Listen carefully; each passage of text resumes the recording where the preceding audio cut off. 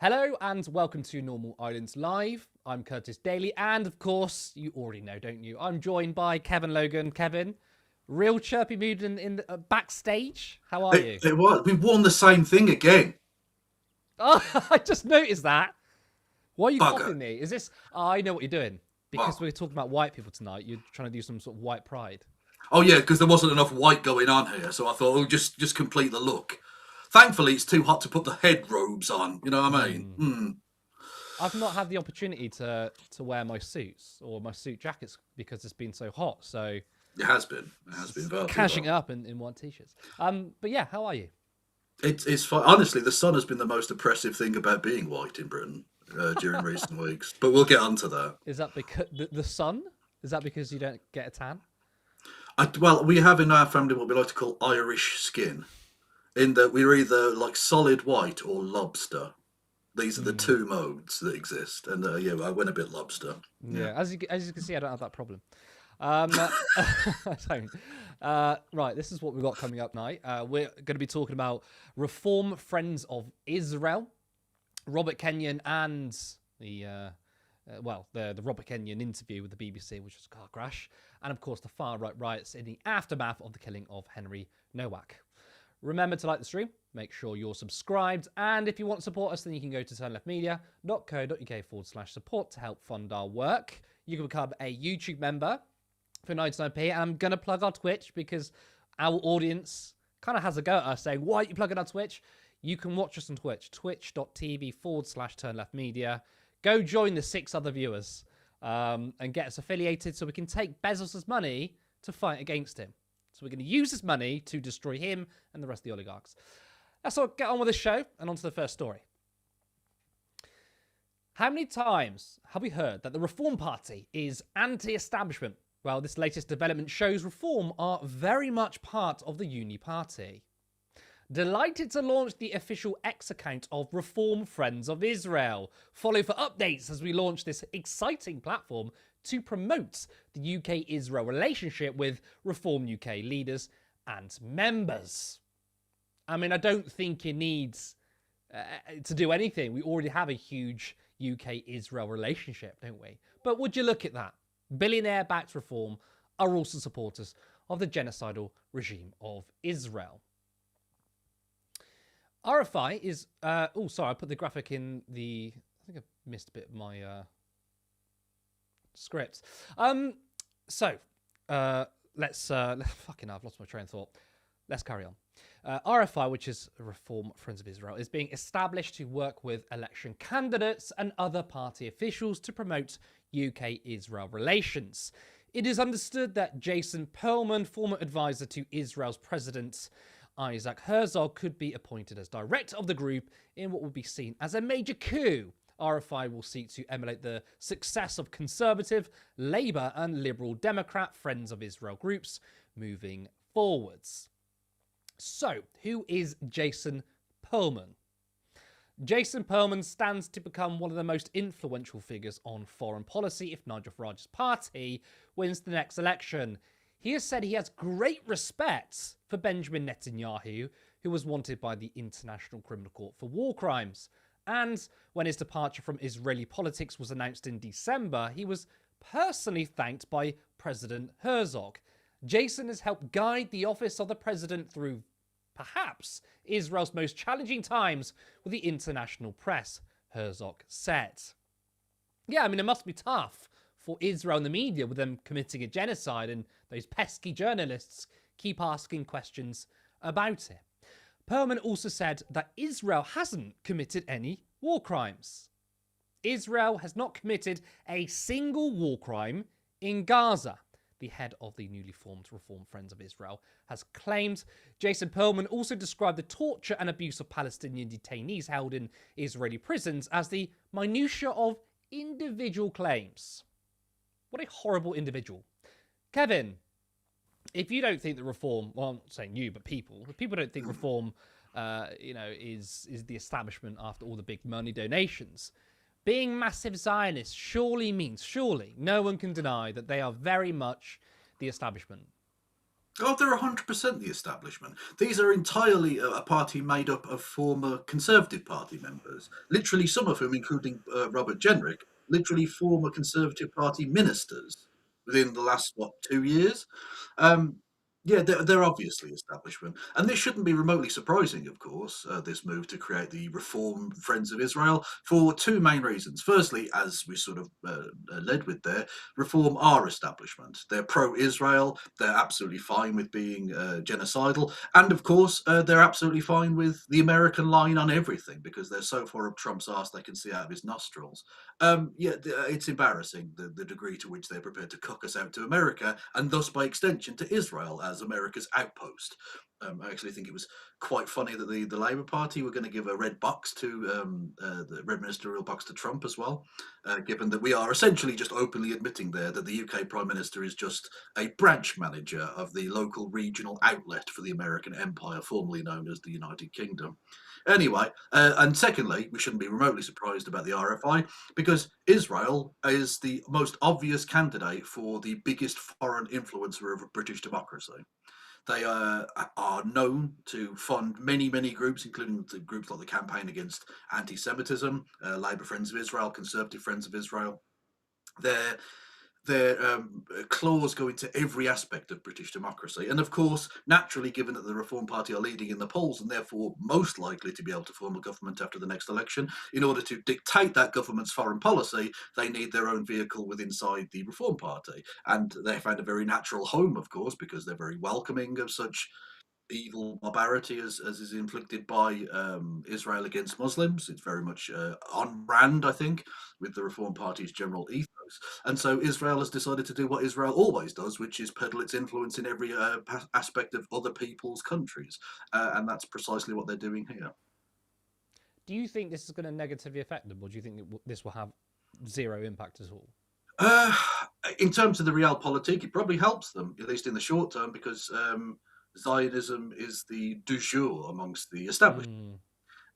As we've seen from Jeremy Corbyn in recent years, and indeed now Zach Polanski or his sort of equivalents in the United States. Any opposition to Israel whatsoever gets you labelled as an anti-Semite, and that will only last so long because, as the leaks from an American insider showed, that even Donald Trump now is saying in private, everyone hates Israel. Because everyone does hate Israel because of what they're doing. There's only so many videos of babies that have been mulched into a liquid being carried in a plastic bag by their fathers that you can see and not realise the evil that's at play here.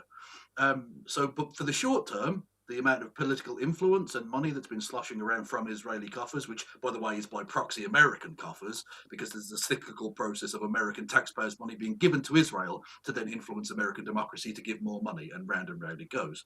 And some of that spills over into Britain as well. And the British establishment is firmly pro-Zionist, completely against the will and belief of the British people. But then again, in what area are they not? I suppose, but especially in this regard. So in the short term, it probably helps them because it keeps the heat off them. If they'd, I don't know, squelched the forming of this group, they'd have been called anti-Semitic, and the same dogs that are now going after Zach Polanski would probably go after Nigel Farage. So in the short term, it probably helps them, but in the long term, as we are seeing from the beginnings of the backpedalings from people like Wes Streeting and Emily Thornberry this week, Mm. the old adage about eventually in the future everyone will have been against this, everyone has to try and whitewash their involvement in this. I think that will come back to bite Farage as well, of course, as a rabid cheerleader for the military imperialist endeavor in Iran from America and Israel. It'll come back to bite them in the arse that they've jumped on the Zionist train just as the train is heading off a cliff. That's a very interesting point about Wes Streeting and Emily Thornberry. They are trying to backpedal.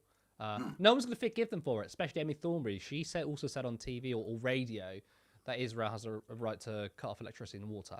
She said the same thing as Keir Starmer. So exactly, there's no backpedaling happening. But like, it almost feels like reform of coming a bit too late because whilst the political establishment are trying to sound a bit better, reform have come out like, hey, look, we're massive friends of Israel, which I think in terms of like treatment in the media, this is going to be very good for them. And of course, not just that, but the the clusterfucking of what Israel does in terms of our internal elections. Like, they will try and spend money on ads, whatever. They will do whatever they can.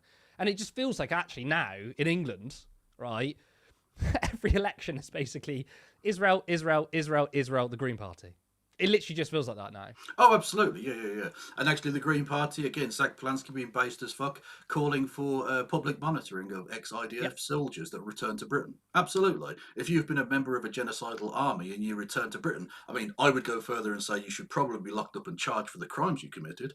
Although there is the possibility of extraterritoriality and legal stuff, so you might have to change the law in order to allow for that, really. But that should be done because these people have committed crimes and they should at least be punished somewhere under someone's jurisdiction for that evil. But at the very least, under current law, what you can do is monitor people who have been involved in foreign armies, whether they be dual citizens or otherwise, that come to Britain, and we should absolutely do so.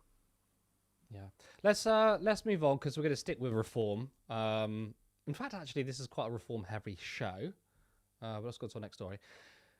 Reform's Make-a-Feel candidate Robert Kenyon was interviewed by the BBC, and my God, it was a car crash.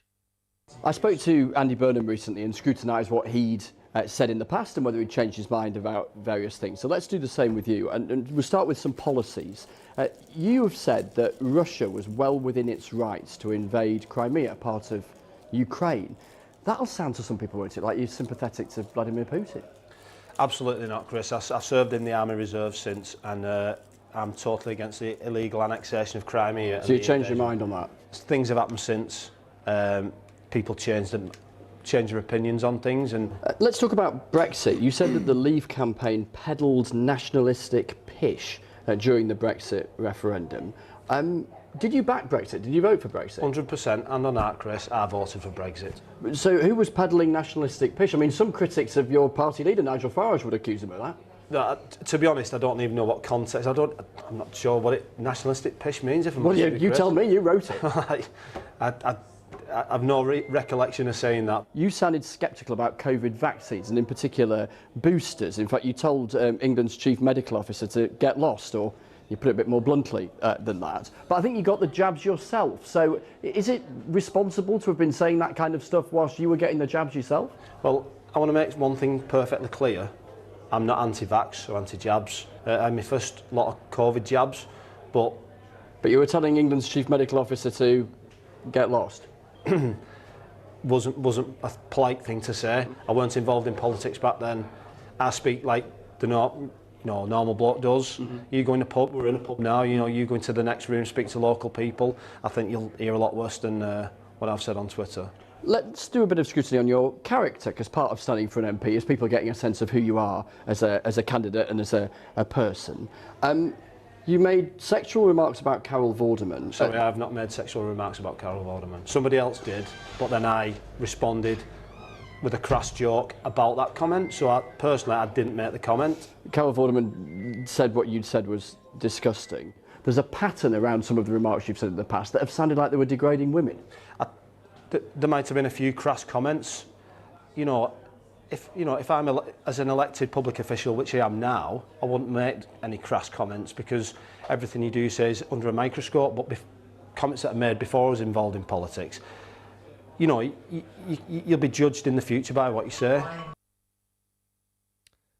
Astounding, isn't it? Absolutely astounding. I mean, there was some genuine questions about his support for Russia's invasion of Ukraine, or Crimea at least. I mean, that's a big asterisk.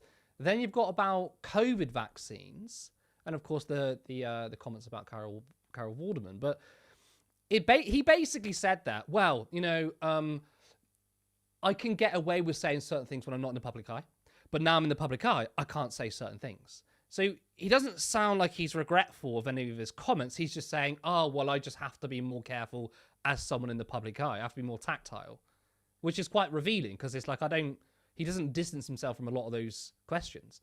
In terms of Brexit, I mean, if you're going to say that Brexit and Nigel Farage is pushing nationalist pish and then saying, I definitely vote for Brexit, I find that hard to believe. I mean, he may still vote for Brexit, I don't know. I also want to point out, I saw it in the comments, but I was going to break this point anyway, which is that I find the defense of people like Robert Kenyon classist. Now you might think, what do I mean by that? Well, often people will defend an interview like that and say, yeah, but he's working class. He's not polished. He's not very good at interviews. You know, he's rough around the edges. He says it himself. You know, I'm not your typical politician. And I was like, I find that incredibly classist because it's assuming that working class people are stupid. When it comes to like education, for example, like there's this assumption that working class people aren't educated. When there are far right riots, right, and you've got people pissed up and acting like scumbags, right, and you know we'll say that they're scumbags. You get the right wing media said, well, you're just classist. So you're basically in trying to defend this, you're being classist by saying, yeah, working class people are stupid. They're thugs.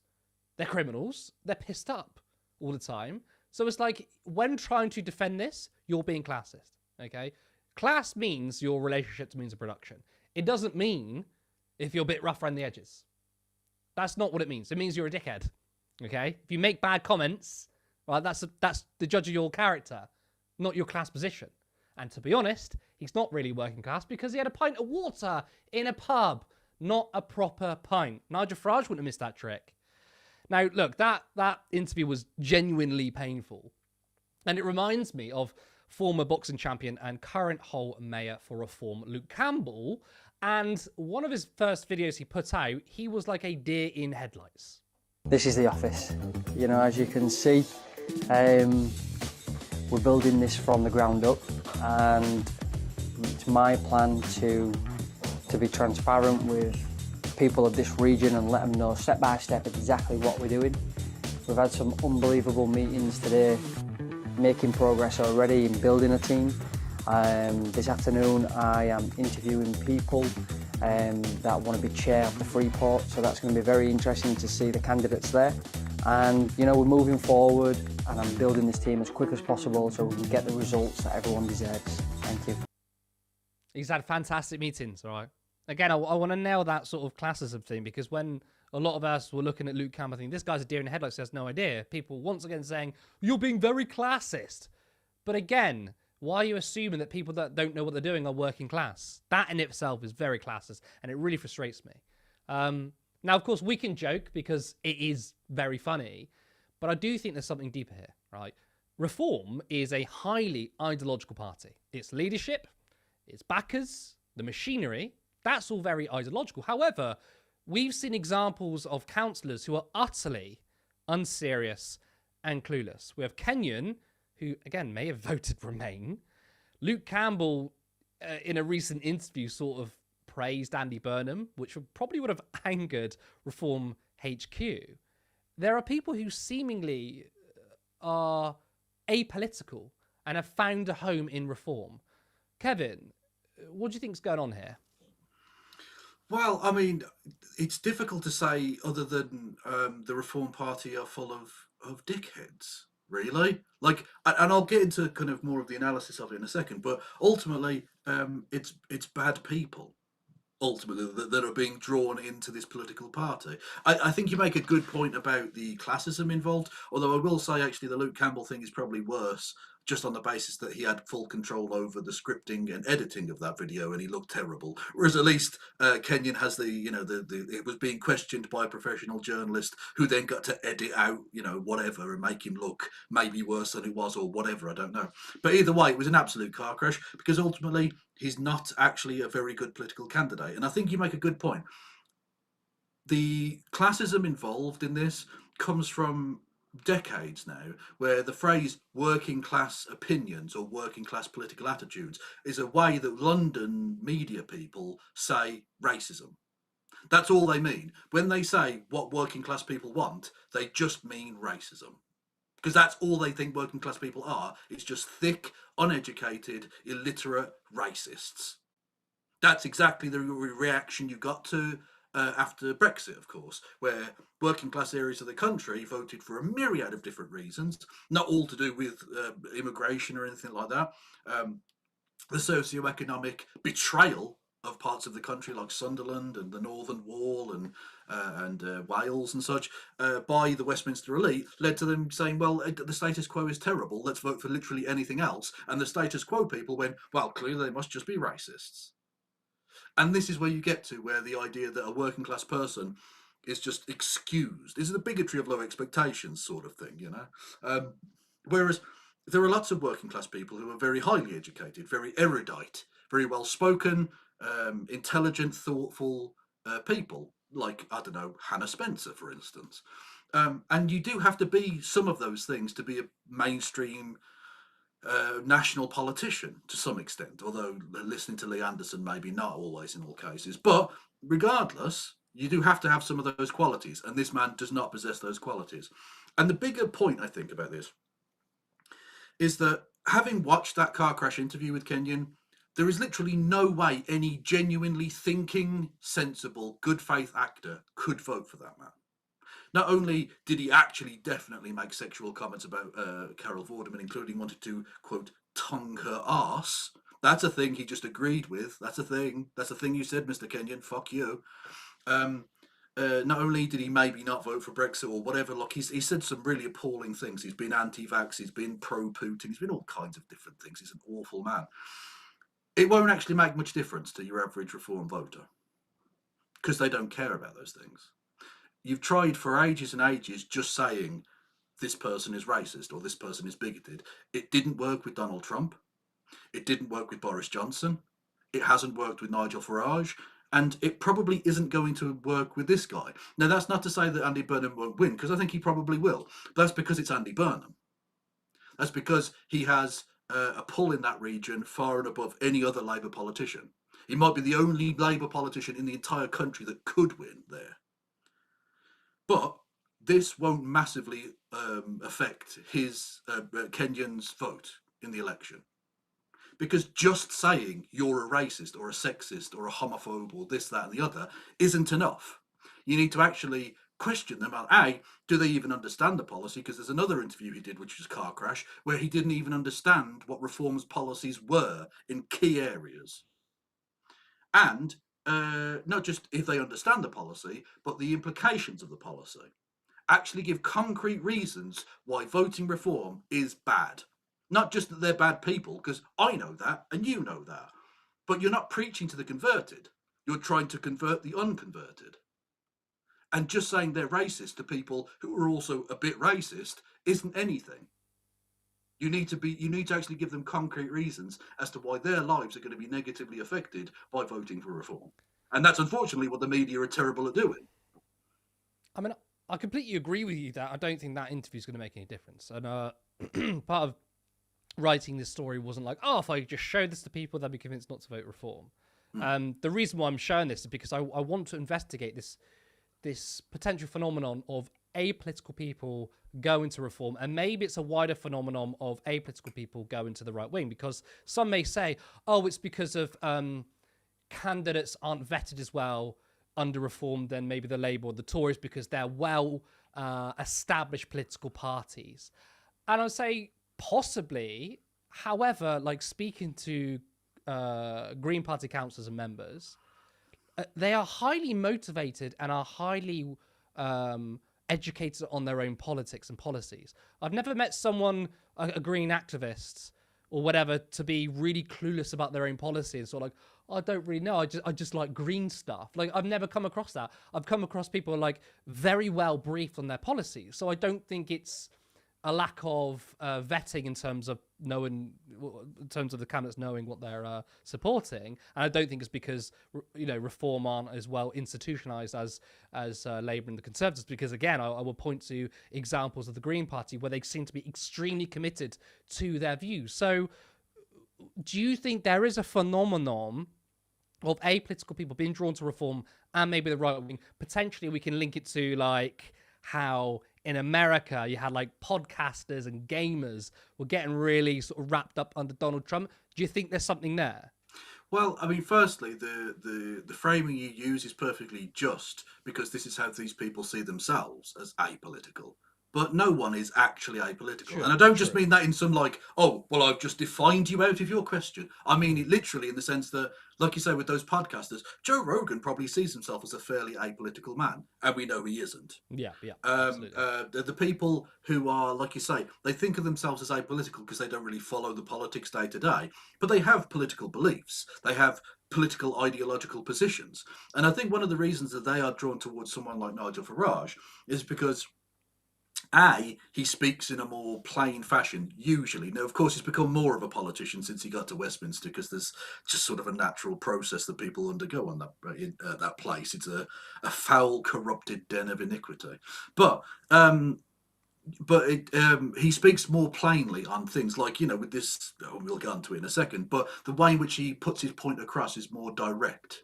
And so he connects with people. He has the name recognition of a mainstream politician, but without the baggage of being in either of the major political parties, who are despised throughout the country. If you look at the popularity of the two main parties, they are absolutely hated.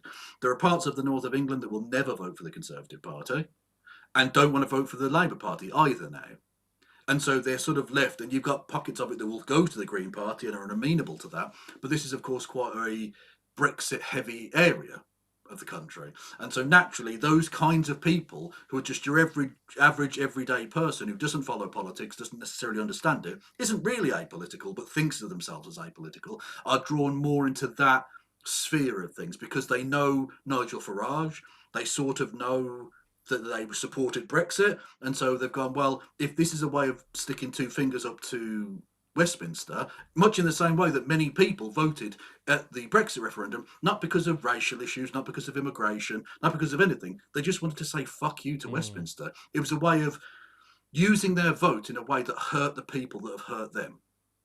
And that's precisely what they think a vote for Nigel Farage is. Of course, it won't be, because Nigel Farage is a part of the swamp. He's a privately educated wanker banker, friend of Israel, friend of Donald Trump, supporter of Vladimir Putin, all of the terrible, awful things that we know about so many of the establishment candidates. And yet he has got the sort of recognition of not being a part of that. So he's sort of in a sweet spot, at least for the time being. It will change if he ever gets into government. Although how that will quite work, given that he doesn't do the job of one MP. So you have to have meetings every single day, Nigel, and not for £5 million a pop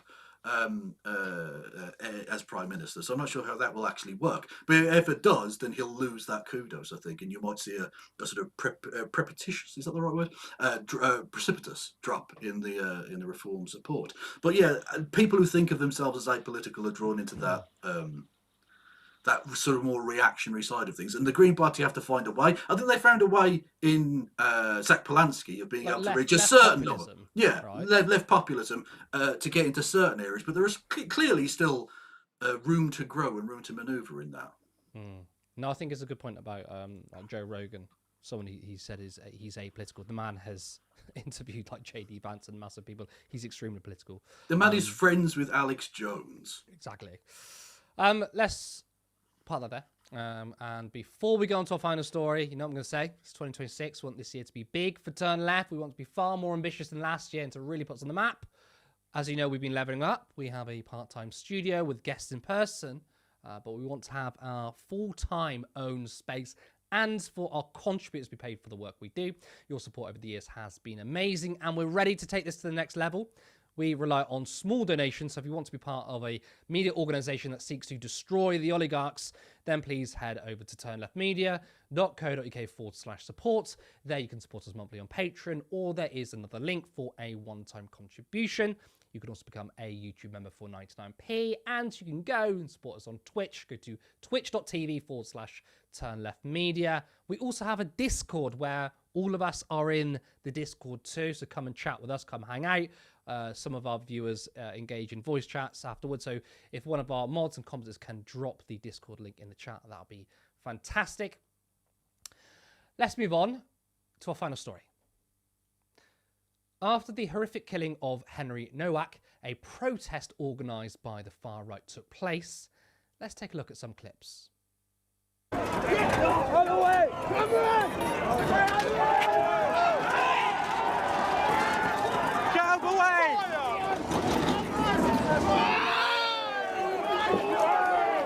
Fucking into it! Drop the beat!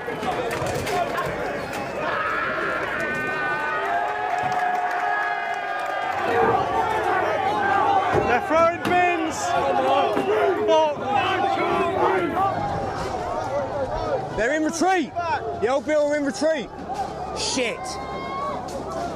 Someone just got clonked in the fucking... Oh, he's bleeding. Fuck. That last clip was a friendly fire. One of the riders threw a cone and hit the head of somebody else. But guess what? That wasn't the last one. There's another friendly fire. Let's take a look. Yeah, I don't actually endorse violence. I mean, I'm impressed at how far the bin was thrown. I mean, if only this person took up an Olympic sport rather than becoming a far-right thug, the world would be a better place. It really landed on his head. Again, I'm quite impressed how far he threw the wheelie bin. Now, I'm sure we'd be told that these are just patriots reclaiming the streets. I presume that also includes those throwing Nazi salutes.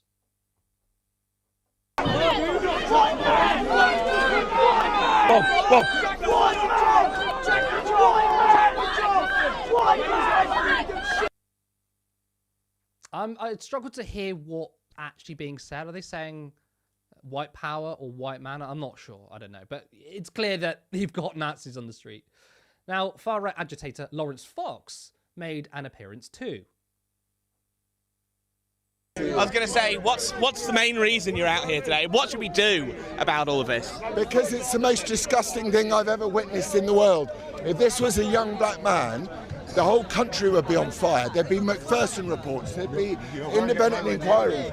Those people in there are your enemy, they're not your friend. I mean, the thing that's disgusting about the whole thing is his fucking bottom teeth. Now, he talks about how, well, if this was a black person, there would be riots. And it's like, well, the white persons were killed, and there are riots. And then it says, well, there'd be a McPherson support. Look, there's the McPherson support. There's a difference, right? Okay? A young man was killed because of a disgusting thug who's now locked up for 21 years. And the police did a terrible job in handling it. Apparently, he would have died from his injuries anyway. So he might not have been saved, but we can all still agree that when you have a police officer saying, I don't think you've been stabbed, mate, when someone's saying, I've been stabbed, it's terrible. And yes, we should be angry and we should want better policing. But there's not an institutional anti-white bias in society. Show me the data, right? We know that with people of colour. That's why there was a McPherson report. Because there was institutional racism and it came from Stephen Lawrence. Now, this is the same Lawrence Fox who said it should be okay to say the N-word. I mean, let's take it further. Yeah. Let's go a lot further. I think we should all be able to say the N-word. Go on then. Oh, wow, you are fucking hard. You are fucking hard. Saying the N-words in his own arena, in front of a white person, by the way. What if you'd say it in front of a black person? That just shows like the level of gutter that turn up to these far-right rallies. Now, another far-right agitator, young Bob, thought it was appropriate to film himself where Henry was killed.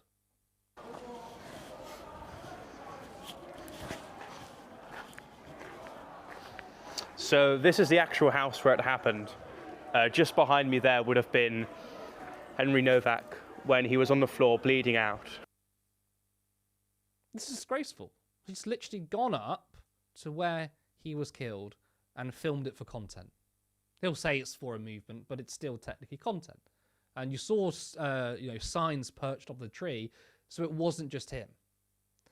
Others thought it was appropriate to go there. Now, do you think this is what the family of Henry Nowak wants? This is Mark Nowak, Henry's father, making a heartfelt statement after the sentencing. In our darkest period of our lives, knowing that people were fighting tirelessly for Henry gave us strength. They secured justice for our son, and for that, our family will be forever grateful. For us, there is no closure. There is no moment where the pain stops. There is no moment where the Henry-shaped hole in our family is filled. We will carry this grief every single day for the rest of our lives. But today matters. Today, Henry was believed. The truth has been recognized. Today, justice, in the eyes of the law, has been served. But justice alone is not enough. We want to use Henry's heartbreaking story to make change for the better. We do not want his death to be used to create further division, hatred, or tension. We want his story to make our streets safer for everyone. That is why we are calling on the government to treat knife crime as the national emergency that it is. We need real solutions. We need investment in prevention. We need stronger action on the sale, the ownership and carrying of all knives. And as this case so painfully demonstrates, we need common sense applied to our laws. This doesn't mean knee-jerk reactions. This doesn't mean going to extremes. It just means a common sense approach to law and order. As the case C for the prosecution summed up in court, this is not a case about Sikhism. This is not a case about racism. This is a case about murder. People should not be able to walk openly through the streets of Britain carrying a 21-centimetre blade. As a family, we will not let this go. No other family should experience the heartbreak and horror of losing a child to knife crime. Finally, I want Henry to know, wherever he is, we are so proud of him and we love him beyond words. That's hard to watch. And that was a very dignified response because he talks about knife crime. He talks about a real issue in society, which is knife crime. He doesn't look at people's race or their religion or where they came from, which is what the far right are doing, which Nigel Farage is doing. He's not trying to pit races against each other. He's saying that there's an issue of knife crime and we should do our best to improve that. And it would be nice if the far right and right would actually talk about knife crime. They only talk about knife crime if they can use it to be racist. Do they actually care about these things? Of course not. They don't give a damn. Now, we've heard many voices on the far right say that multiculturalism has failed. And you know what? They're right. It's true. It has. The culture of getting pissed and taken to our streets, attacking police officers and causing riots. The culture of taking an individual incident and turning it into a force of division across society. Burning down hotels with people inside them. That culture is not compatible with the vast majority of peaceful Muslims, Jews, Christians, and atheists. The right wing are correct. Multiculturalism has failed. But for them, they mean those from different religions or ethnic backgrounds. But actually, a culture of thuggery, rioting, and misogyny. Kevin, what are your thoughts on the fallout of this horrific murder?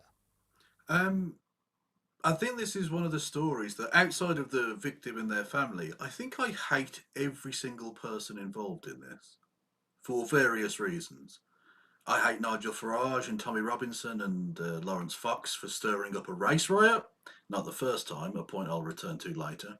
I hate the right-wing media echo chamber that has boomed this out as if it's remotely explanatory of anything to do with the actual justice system.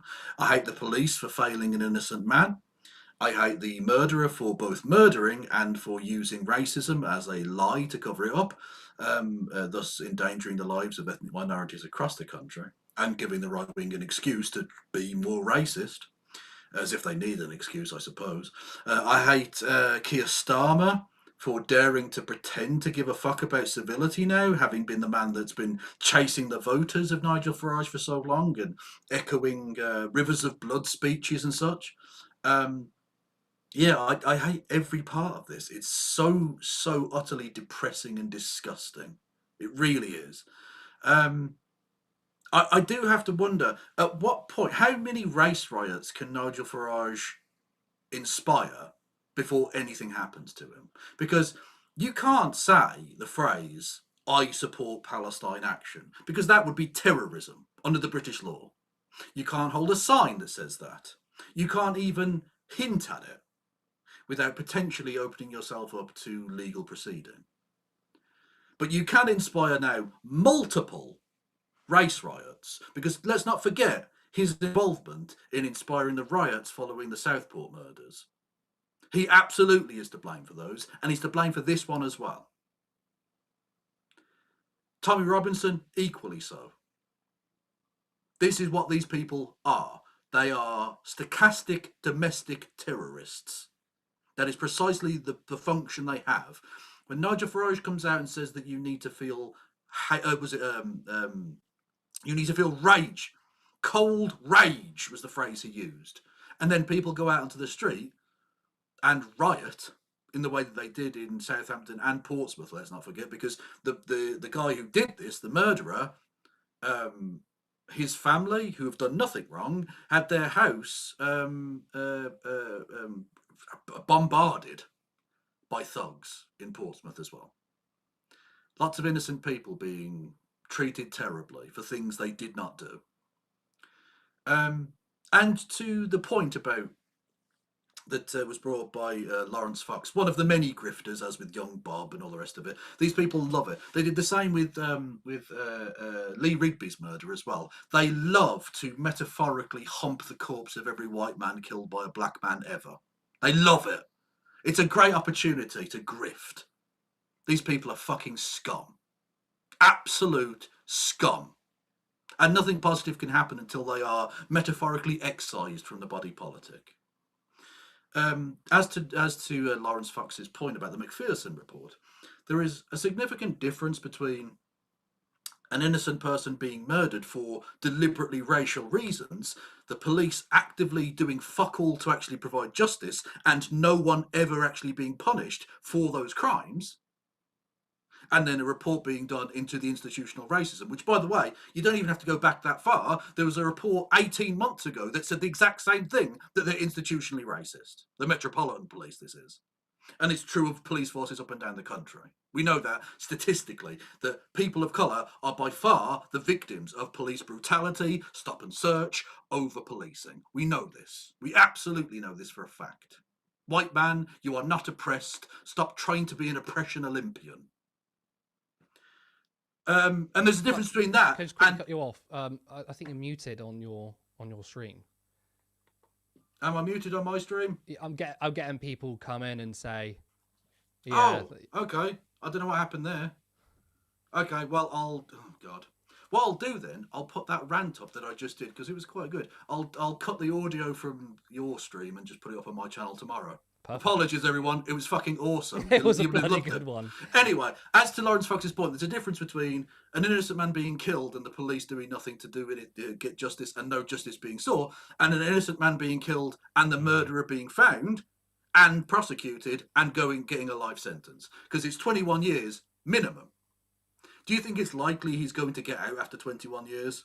I don't think so in the slightest. And that's, of course, before the police, before the government have already said they're going to look into applying this on the unduly lenient sentence statute as well. So it's very possible that will be increased at some point anyway. But either way, this motherfucker is not getting out of jail, possibly ever. And rightly so. I don't mind that particularly. But the point is, if you compare those two things as if they are remotely similar, you're a scumbag. You're an absolute fucking scumbag. You're not in this for good faith. You're not in this for anything like good reasons. You're just a racist, and you want to have an excuse to play the victim. Because as always with the right wing, the accusation is always a confession. When they accuse left-wing people of wanting to play the victim or race baiting, it's because that is precisely what they wish to do. They want so desperately to be the victim. And they so rarely are that they have to pick on the one case where a white man was killed, but justice was sought and got for that person, to the extent that justice can ever be truly got by the legal system. The man was caught and imprisoned. Please tell me where the father and mother and family and friends of Stephen Lawrence can look to for that justice. Because I don't fucking see it. Anyway, I am openly now calling for these people to be prescribed as terrorists, because that is what they are. That is absolutely what they fucking are. Well, if Palestine Action, who have done a scintilla of the amount of violence and corruption to the British political system that Nigel Farage has, can be prescribed as terrorists, how the fuck is Nigel Farage not a terrorist? How the fuck is Tommy Robinson not a terrorist? You're probably going to want to also direct your ire at Zahir Yusuf, because we're going to go on to the next part of the story. Reforms Zahir Yusuf has... Sorry, I'll start again. Reforms Zahir Yusuf has been non-stop posting and weaponizing the killing of Henry Nowak, coming out with some disgraceful statements. First, he claims that policing is institutionally anti-white. The Tories pushed DEI through our institutions and created a country in which discriminating against white people is not just legal, but encouraged. Kemi Badenoch's response to the Henry Nowak murder makes it easy to see why. I would like to know what data Yusuf has on anti-white discrimination in this country, especially on policing, whereas we have decades of documented data on the institutional sexism and racism in the Met Police. For example, black men are far more likely to be stopped and searched. The McPherson report categorically documents the racism against people of colour in the police. There was another recent report after decades showing that the racism is still there. But no such data or evidence suggests the same for white people. Yet Yusuf is going as far to say that anti-white racism is encouraged. Nigel Farage issued a statement on camera calling for people to respond with pure, cold rage. That's incitement, isn't it? Did you watch the body cam footage, Kathy? I did watch the body cam footage, and I also watched Nigel and what Farage's emotions did you statement. feel? Kathy, what emotion did you feel having watched it? I'm asking you whether that's incitement. With respect, I'm asking you what emotion you felt having watched but the body I'm cam conducting footage this interview, of so Henry I'm Nowak, asking you. I'm asking of you Henry Nowak being if that read is his incitement. rights having been arrested, Kathy. Henry Nowak's the last words Henry heard on this earth were his rights having been arrested by the police, bleeding to death. And my question to you, genuinely, it's a sincere question, human to human, Kathy. Zia, how did you feel watching that footage? Zia, if you could let me ask my question, it's absolutely heartbreaking. And that is why the family said they wanted to turn that into something that would not create more division. I'm asking you if Nigel Farage suggesting to people that they feel cold, pure cold rage, is that inciting people to feel anger? Well, Kathy, you have not answered my question, which is what emotion did you feel having watched that body cam footage? I'm interviewing you, so I would like you to ask that question. Is that incitement or not? It's simple. Okay, well, I will tell you, having watched that footage myself, I was furious about it. I think millions of people in this country of all sorts of races and religions, based on the people who are speaking to me and sending me messages constantly, they were absolutely furious about it as well, because it was a crystal clear example of two-tier policing. And how on earth the police, upon attending the scene, took more seriously an accusation of racism than an accusation of having been stabbed. Poor Henry said repeatedly to the police that I've been stabbed. And the police said, and this is burnt into my memory now, it's so horrifying, the police responded with, I quote, "I don't think you have, mate." We have Nigel Farage making claims that white lives matter, which is a slogan that was used by, the UK's largest white supremacist group. Are you happy with him using that phrase? Kathy, what Nigel Farage said today was that white lives matter as much as black lives. Do you disagree with that statement? You seem to be conducting an interview with me, but I'm trying to ask you the question. I'm asking you whether you disagree with the statement because that you're the firstly, politician. I'm correcting. With respect, Kathy, I'm correcting you on this, because to leave out the second half of the sentence, I think is deliberately misrepresentative and misleading. So Nigel said that white lives matter as much as black lives. And my question to you is, do you disagree with that statement? And my question to you is about Nigel Farage's claims of anti-white prejudice. I mean, there is overwhelming evidence, isn't there, of police racism over the decades against black minority ethnic people. You've got to go back to the Scarman report, the McPherson report, the Casey review. There are decades of racism by the police against black minority ethnic people. Do you accept that that is a fact?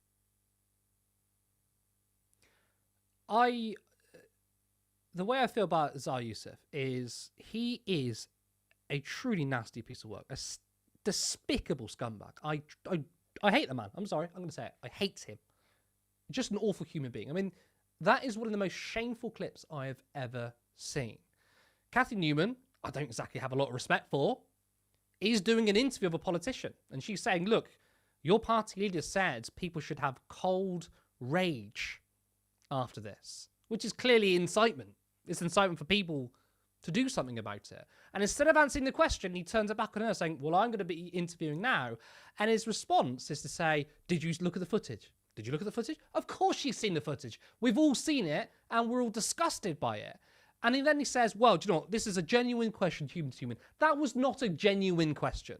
That was a lead-in, a trap for you to turn around and spout your BS. You're also lying. Nigel Farage did not say that white lives matter just as much as black lives matter. He literally said that anti-white racism or anti-white prejudice is a thing.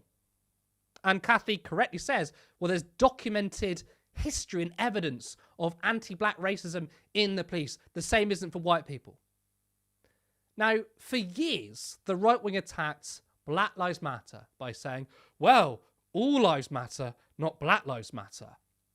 Of course, all lives matter.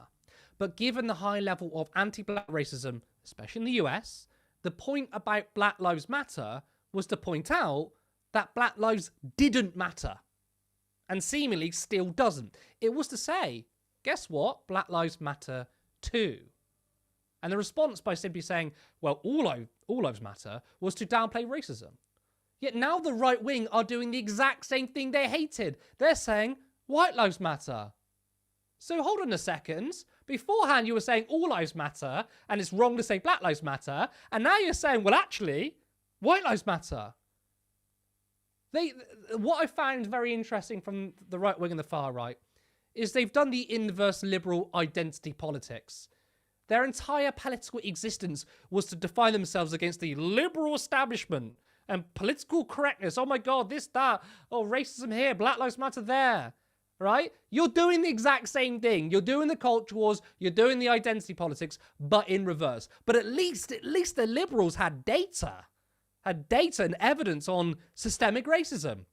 Now, I have big criticisms in the way in which liberals handled systemic racism because they had no class analysis and class comes into it. Of course, I have criticisms of it, but at least the liberals were right that there were, and there is, racism in society against people of colour.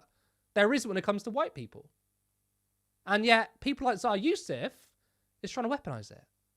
White lives obviously matter, but it doesn't need a slogan because there's never been a time when white lives didn't matter on an institutional level. I'll tell you when white lives don't matter. That's when you're white and you're poor, or white and working class. But also, if you're black and brown working class, you're also in that category.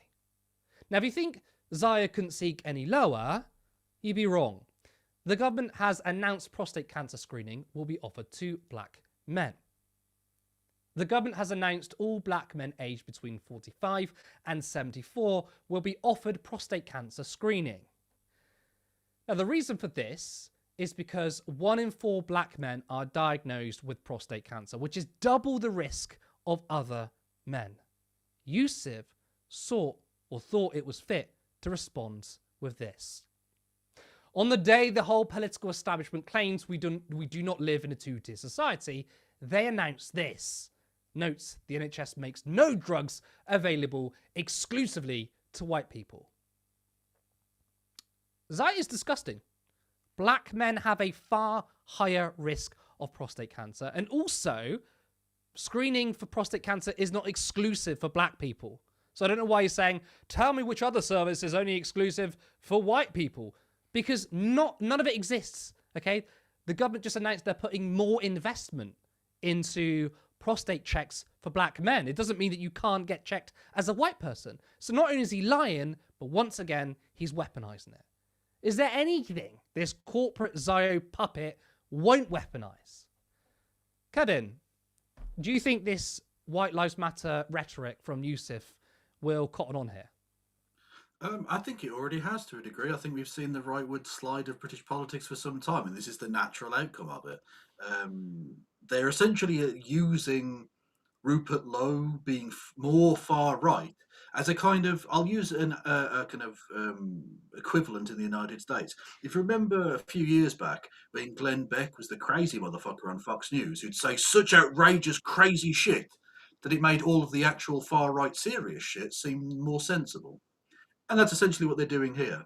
He is the heat shield for the far right that allows more far rightism to seem palatable to the liberal establishment. And that's precisely what we're seeing now with the likes of, them talking about white rights and such. Firstly, I think it's very interesting that the man of the people, Zia Yusuf, was had that interview being chauffeured around in his luxury car. Very, very, very populist of you there. He makes some interesting points, which I think are worth analysing. Firstly, there is a two-tier policing system. But the two-tier policing system is if you're rich and you're a paedophile, if you're rich and you're friends of a paedophile, if you're rich and phenomenally corrupt, if you're rich and you take bribes in the form of free gifts to, say, like the Arsenal or something like that, if you're rich and you just steal money from the public, you get in the House of Lords. If you're rich and are financially corrupt in any number of other ways, you're absolutely fine.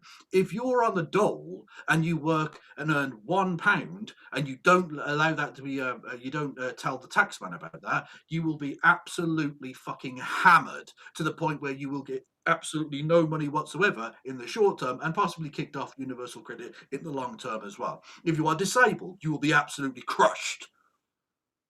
That's the two-tier system we have. If you are rich, you can get whatever the fuck you like and do whatever you like with absolute impunity. If you are poor and you even slightly break the rules, you will be over-policed. When he talks about the way in which policing is done for certain groups, I did not hear Zia Yusuf come out and decry the very strange notion in the wake of the Golders Green attack from a few weeks ago that the British government were going to put more money into the creation of a Jewish-specific branch within the Metropolitan Police Force. Literally, almost as if they are trying to make the JQ become a thing. Almost as if they are literally trying to give preferential treatment to Jewish people on the basis of their Jewishness to make it seem like they are a special group unlike everybody else. A pretty disgusting notion, really, when you think about it. And there does need to be an investigation of this, not only because someone died who needn't have died, although, as you point out, they very possibly would have anyway, but at least they'd have had a chance of survival if the police had done their job properly. But investigation needs to be done on this, not even on the basis of the racial implication of it, because, frankly, it was one dickhead who lied about a racist attack. That's not really an institutional issue. What needs to be done is not just into police training, because we keep being told that they broke their training. So clearly the training isn't really the issue, because they don't follow their fucking training.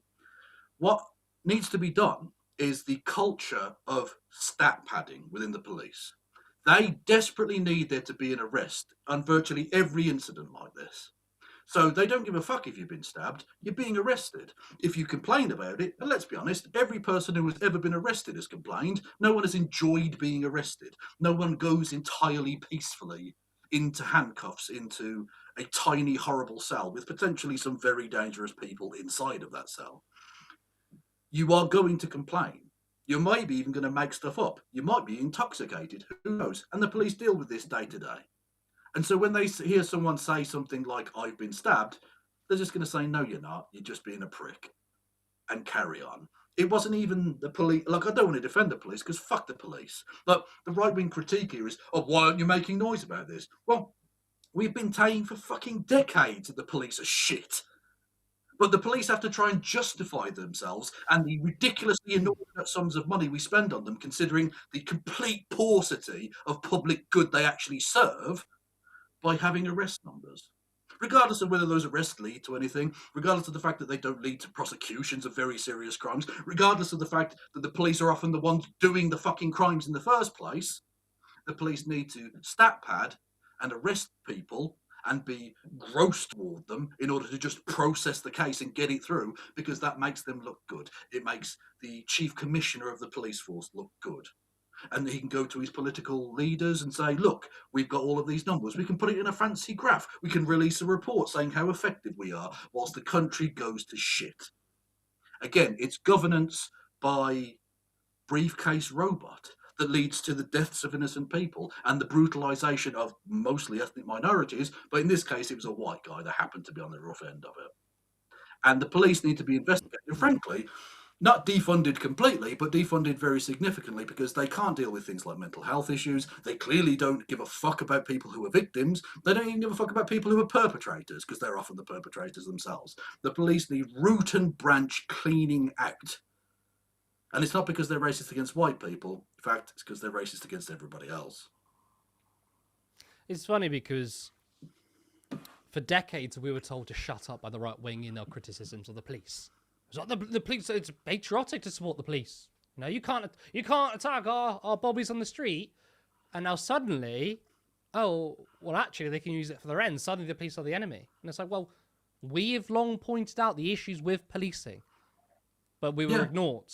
Well, because the right obviously wing, they can politicize it and basically start a fucking race riot. yeah.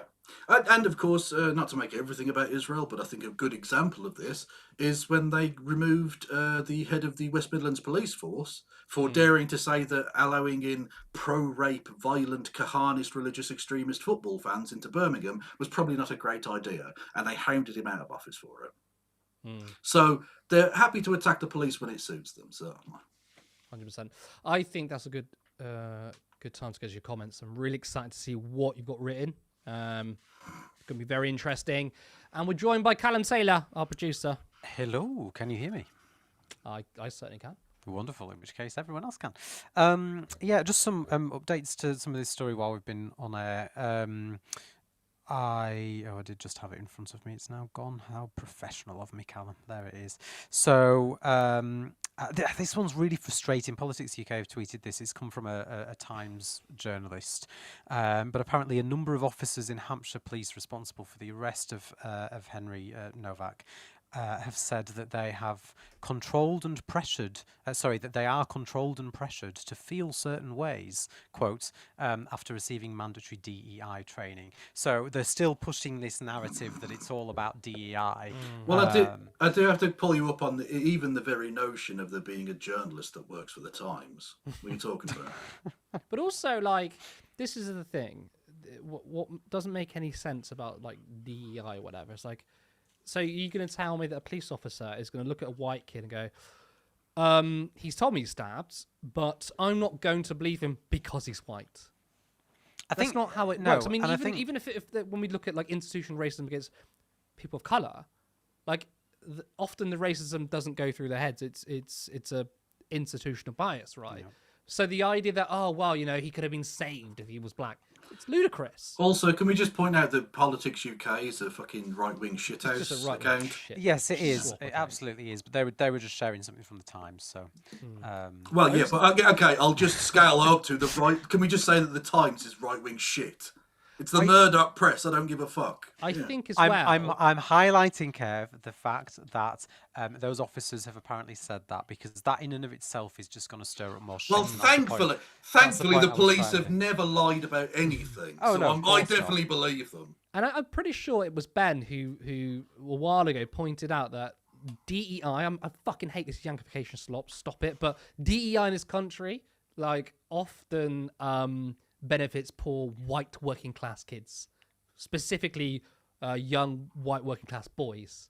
So are the right wing going to kick off about DEI there? The other thing to add just to some of this story is Nigel Farage's reaction to Matt Chorley on Newsnight last night as well. I don't know if you saw this, but Matt Chorley misquoted Farage as saying white cold rage instead of pure cold rage, and it's actually led to Reform UK and Nigel Farage's lawyers threatening the BBC with legal action. They also said that they will be boycotting the corporation until they received an on-air apology. Okay, but like he said this before, like he's 5 years ago he said he was boycotting the BBC and appeared on it 2 weeks later. Until they received an apology, and now they have actually received an apology. But what's interesting is the BBC. Do you know what? Fuck the BBC too. They're fucking useless.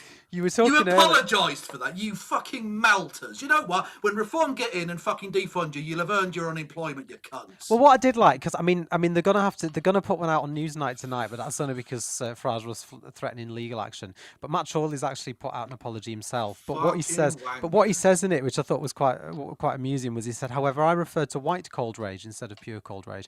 He said, "This was a mistake on my part, a misremembering of the quote." And then he said, "It didn't change the content of the interview, but I should have got the quote right. I apologise to Nigel Farage for this." And it's going to be interesting to see what they actually put out on Newsnight tonight, because he's right. The BBC The context, cut, but cut the the report, context won't they? doesn't actually it doesn't. change. No. And I hope he gets done for incitement of violence for that comment, to be honest.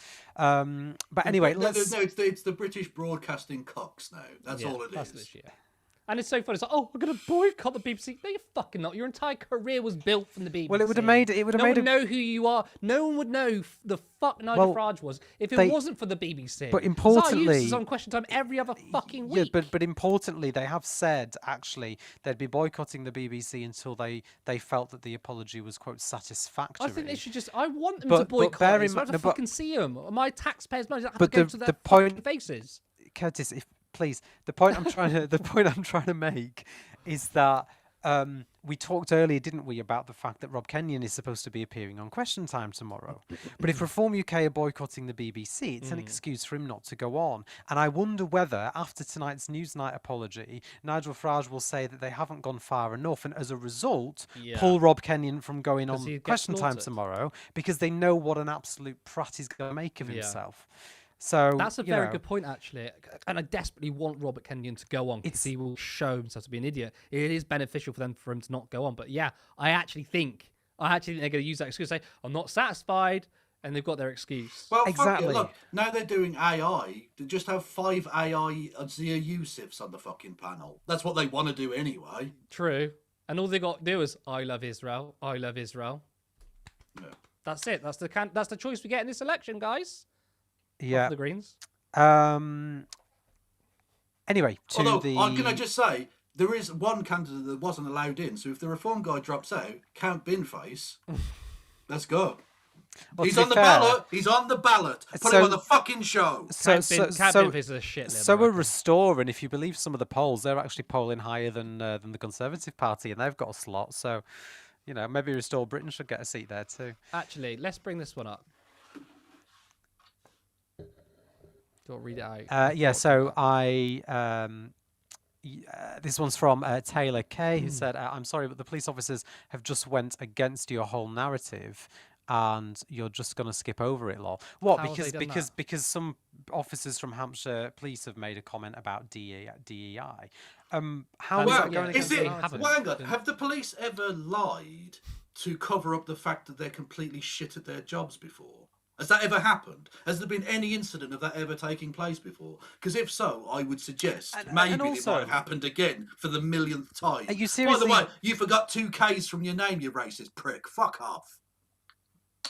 KKK? No? It's very convenient to say that, though, isn't it? It's like, oh, no, we don't need to... We can pass the responsibility now. It wasn't our fault. We were told to do DEI stuff. But isn't it interesting? It's obviously bullshit. But hang on, isn't it really interesting that we're only talking about this story now because it's obviously finished through the court. So while the whole court proceedings were going on, obviously the media couldn't talk about it because it could prejudice the court case, which is why it's news today and not a week ago. Which is why it's such a... So isn't it interesting, just sorry, Kev, isn't it interesting how these police officers didn't say this in court? They're only saying now after the fact that they feel that they're unduly influenced by DEI.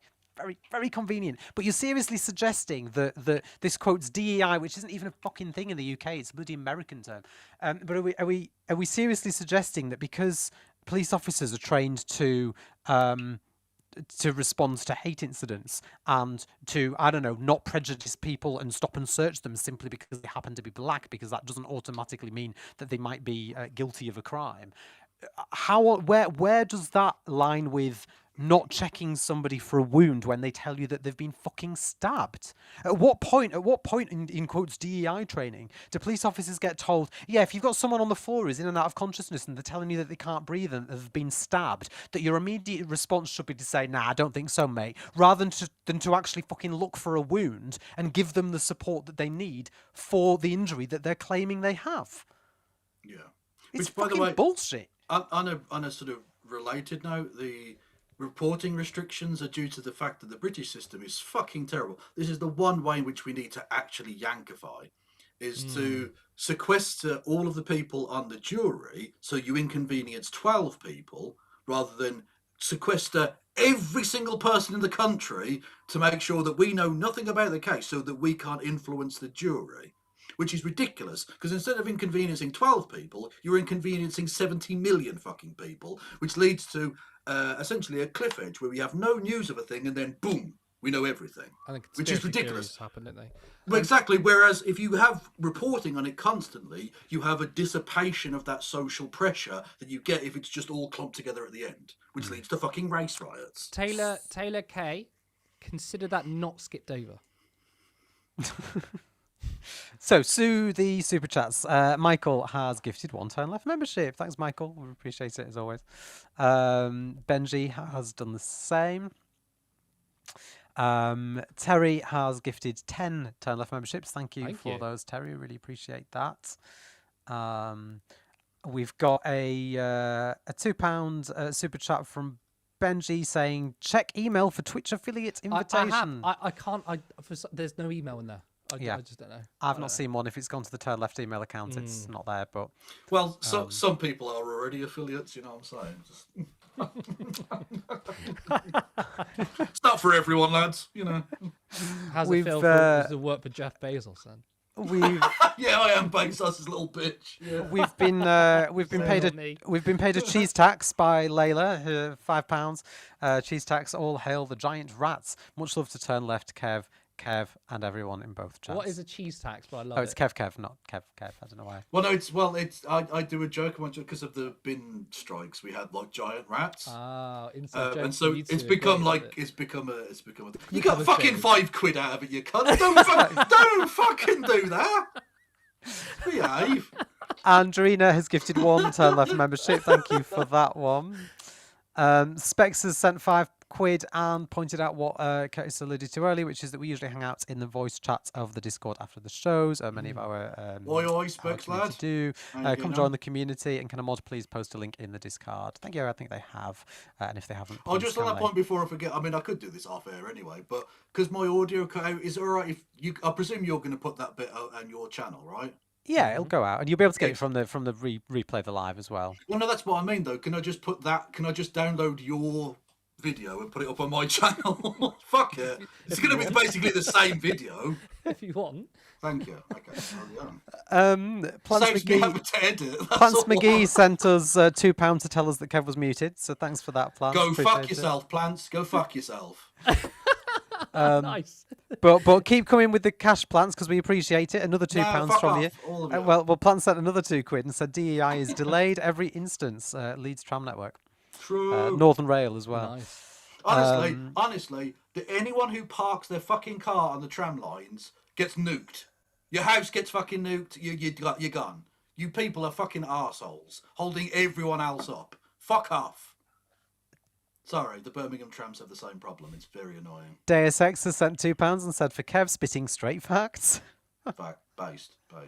And another £2 from Deus Ex saying, for Kev continuing to spit straight facts. That was only sent 12 minutes ago. That last one. Also true. So yes, thank you for those. Let's go to some of the ones that I've starred. Michael said at the start of the show, Curtis, don't blame the weather. You've not had a blazer in months. True. I didn't think someone was going to pick up on that. And Poodlefish Girl said... We'll make a comeback one time, though. Well, Poodlefish Girl said, you can always wear the blazer and leave the trousers. Turn left after hours. How do you know I don't do that already? That's what you tune in for Kevin's stream for, to see after the show. Exactly. I do Normal Island after hours. Leo has said, quick break from work, and I come into that statement from Reform Friends of Genocide. Yeah. I mean, I don't know why they don't just call themselves that, Friends of Genocide rather than Friends of Israel, because the whole purpose is to support the genocidal acts of the Israeli government. That's what they're doing. Well, Plants is telling me there isn't even a train network in Leeds, which was the joke. Whereas we do have a tram network, and my rant was very serious. We've got First Bus as our contractor. They are fucking absolutely dog shite. Find QVC Owl has said, important to note that they are pro-Zionist because it's in their imperialist interest to be pro-Israel. It serves as an attack dog nation in a vital area. Yeah, like Israel is a franchise outpost of the American Empire, and so is Britain.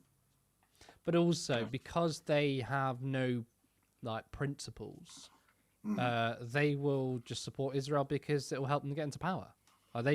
These guys do not believe in anything.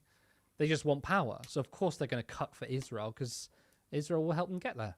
And we talked about Wes Streeting and Emily Thornberry backpedaling, and Jacqueline said, did they backpedal as a result of a crisis of conscience or as a result of worrying that they could lose their seats in the next general election?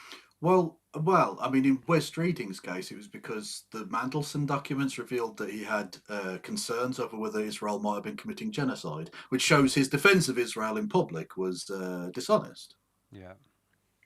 So there we go. Yes, it does.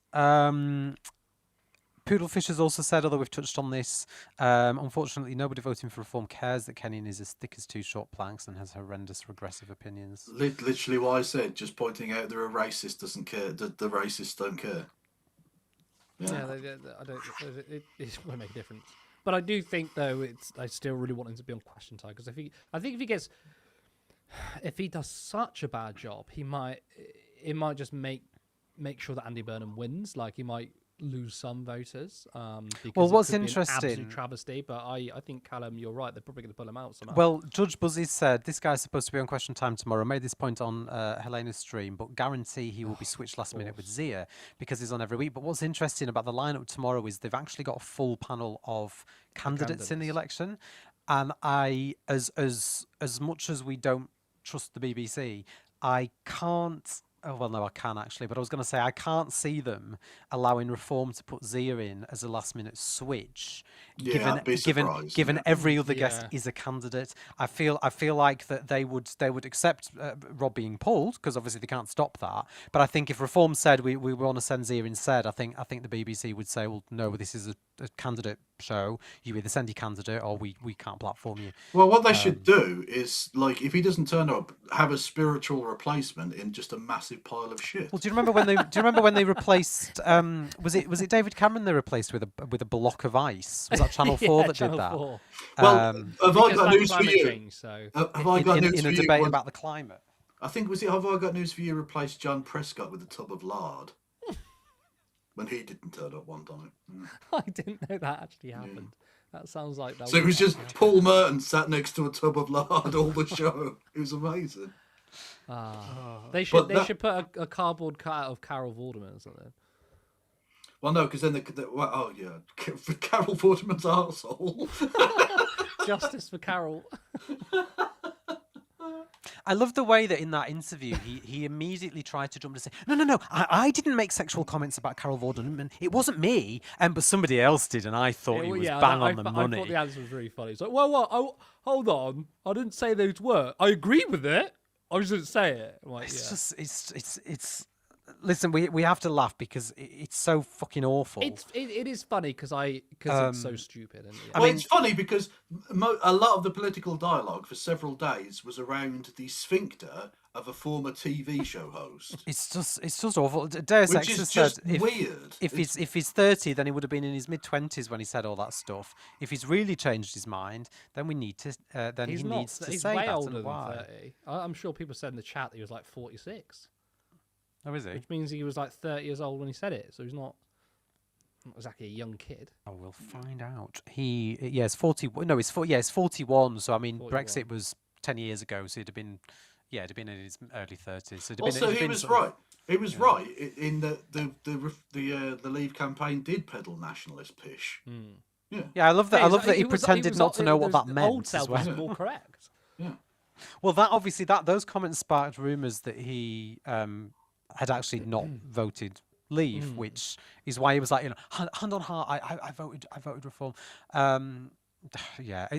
Tomorrow night is going to be very interesting. In fact, I imagine Helena will be doing a stream. Oh, you two together, right? Yeah, we usually do. Well? It depends if they get. Actually, last week we were the recipients of some good luck because the privatisation success story that is every train in the country being late meant that even though Navarra overran, the train was late as well, so she was able to get on her train back to Nottingham or wherever it is. And yeah, we did a show last week as well. Sick. So it depends whether she gets back on time. Yeah. Oh, yeah, of course, 'cause she does Thursdays. I wonder which major international journalist she'll be interviewing today. Who knows? Me? Yes, yes. Did your head just grow a little bit there, Curtis? My head grew a little bit, you know what I'm saying? I was fucking waiting for that. Jamie Ellis has said the best summation of class in modern Britain that I've read is A Nation of Shopkeepers by Dan Evans. I really want to read that book. Really want to read it. It's on my list. The class argument's an interesting one because we're talking about the classist nature of it all, and actually, some people try to argue that, and they might be right, that there's an element in classism with regards to the attacks against Rob Kenyon. But I also think that Reform UK trying to make out that he represents working class people also is classist, because he is a fucking stereotype. He is the racist, thick fucking twat. That was what I was saying earlier. Do you know what I mean? That's the thing. When trying to say, you can't, those that are attacking Robert Kenyon is being classist. No, that in of itself is classist, because people are not attacking him because they think he's working class. People are attacking him because he's a dumbass. Yeah. And what they're basically saying to people is working class people are stupid. You hear it, you always get it on GB News, where they do their classist thing all the time, which is like, whoa, people who are concerned about immigration, why are you attacking working class people? Who says that it's just working class people are concerned about immigration? Yeah. Why? What about all the working class people who are not concerned about it? What about all the middle class racism? You don't talk about that, do you? Yeah. On the Henry Nowak, Jeremy's also said, I'm so sick of hearing that they have a right to be angry. I'm working class. I grew up on a council estate, but I'm not a racist, and I know better, and they should too. Exactly. And actually, Farage's comment, I'm convinced were incitement, and the way that he conducted himself at Prime Minister's questions today as well was absolutely appalling. Darren Smith said, just look for when Farage was last seen in Parliament. He's missed more than 77 votes in Parliament. I don't think, was he not even in the original debate about Henry? I heard that, but I don't want to. I'm not sure. To be fair, not voting is different than missing the vote. So there are some MPs who will not vote very regularly, not because they don't attend or give a shit, but because often the only two options you have are voting for the government's piece of legislation or the opposition's amendment. Oh yeah, no, he's just missed them. He just exactly, yeah. That's what I mean. Yeah. In his case, it does mean that, but there are people like Jeremy Corbyn who probably has a relatively similar voting frequency. I don't know, because Corbyn will often abstain, and an abstention is still counted as a as a result. So, but yes, no, it's important to say that is a case of him simply not being there. And I thought your point earlier was interesting. About what's he going to do if he becomes Prime Minister. Exactly. Like, that's a really intense job. Like, he doesn't turn up for Parliament. He doesn't do constituency work, and he doesn't do parliamentary work. What the fuck does he do? I had a conversation with someone the other day who was convinced that when the time comes, if the time comes, that Farage won't be the Prime Minister if Reform UK win. They reckon that he'll step down and let Richard Tice do the job, because it's not his thing, is it? It's not, But I also actually working full time isn't something I also that feel like if you're willing to put yourself leader of about 4 million different parties, you have to want to be Prime Minister.